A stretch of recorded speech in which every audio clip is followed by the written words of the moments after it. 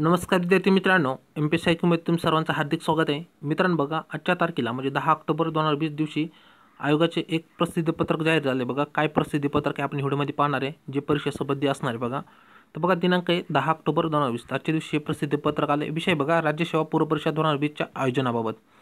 संदर्भ घेतला शासनपत्र सामान्य विभाग सामान्य प्रशासन विभाग क्रमांक दिला तिथं दिनांक 10 ऑक्टोबर 2020. तर आजच्या दिवशी ते काय महाराष्ट्र GR या वेबसाईटला काय पब्लिश झालं नाही.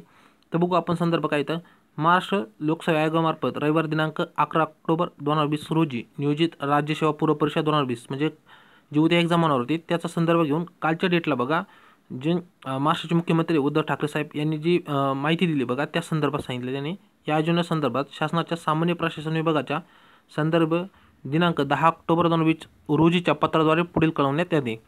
म्हणजे काल सरकारमार्फत एक पत्र आयोगाला गेले, त्यांच्यामार्फत ही माहिती आयोगाने दिली.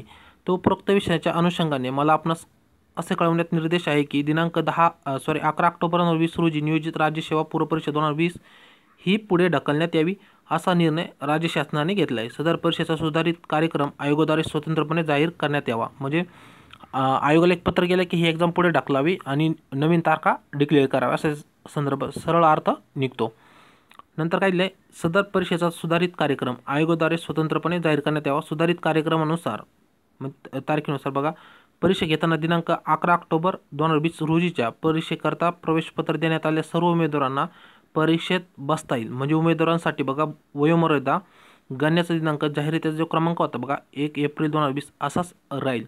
म्हणजे बघा जी सुरुवातीला एक्झाम होणार होती बघा ज्या डेटला त्या डेटला जी कॅन्डिडेट आहे बघा त्यांची जी वयोमर्यादा असणार आहे बघा ते त्या वयोमर्यादेला जर पात्र असतील तर ते येणाऱ्या कधीही एक्झाम झाली समजा 1 महिन्याने होईल किंवा 2 महिन्याने त्या टायमाला ते विद्यार्थीसुद्धा पात्र राहतील. ह्याच्यातून ते काय वगळण्यात येणार नाही. ओके, असंच आयोगाचं पत्र आहे बघा.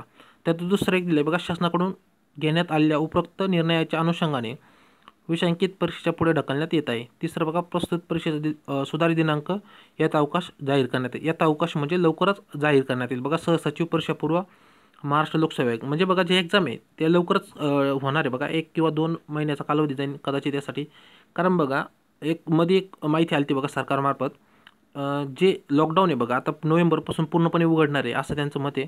आणि बघा जे एक्झाम आहे जर कोरोनामुळे जर ढकलले असतील तर ते एक्झाम 1 किंवा 2 महिन्याच्या आत लवकर होणार आहे. आणि जे कंबाईनचे बघा कंबाईन संदर्भात सुद्धा आयोगाचं लवकरच मत येईल.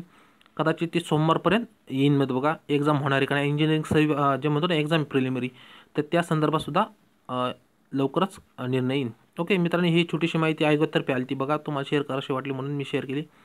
तुम्हाला आजचा व्हिडिओ कसा वाटला कमेंट करून सांगा. तर व्हिडिओ आवडला तर व्हिडिओ लाईक करा, चॅनल सबस्क्राईब केलं असेल नक्की सबस्क्राईब करा. थँक्यू.